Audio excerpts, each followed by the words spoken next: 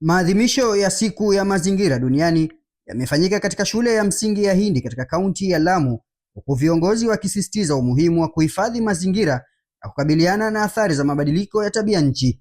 Tuko hapa Kitangani tukiweza kuadhimisha siku kuu ya World Environment Day. Tumeanzia kuanzia Hindi Primary ama Hindi Comprehensive School, tukaweza kupanda miti 2500.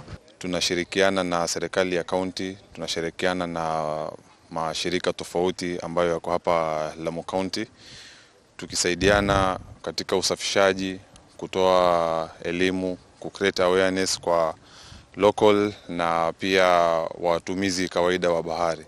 Akizungumza katika hafla hiyo, naibu gavana wa Lamu Daktari Mbarak amesema upandaji miti unaendana na kauli mbiu ya mwaka huu ya Global Call for Climate Action na kuungana mkono lengo la kitaifa la kupanda miti bilioni 15. Leo ni siku adhimu ya kutambua na kuhakikisha kwamba watu wamehamasika kuhusiana na masala ya mazingira.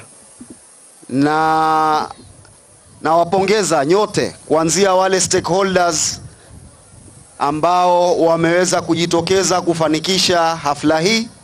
Naona wako wengi sana, nimeona logo zao hapa.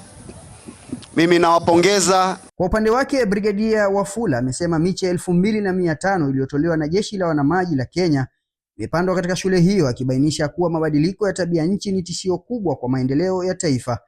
Naye kamishna wa kaunti ya Lamu Stephen Sangolo ameahidi kushirikiana na wadau mbalimbali kuhakikisha miti iliyopandwa inalindwa na kustawi.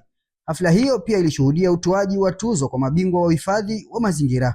Boti hili ambalo limetengenezwa kwa plastiki na kutumia mashini ya umeme ni shughuli kubwa ambayo inatumika katika kuendeleza hali ya kusafisha mazingira na kuhakikisha kwamba watu wanatumia mbinu mbadala za kutumia na kupata faida bila ya kuchafua mazingira. Siku hii ya kuadhimisha mazingira katika kaunti ya Lamu imekuwa ni siku yenye shughuli nyingi, na swali tabakia, je, wananchi watawajibika katika kutunza mazingira na kutafuta njia mbadala za kuendelea kutumia mazingira sahihi?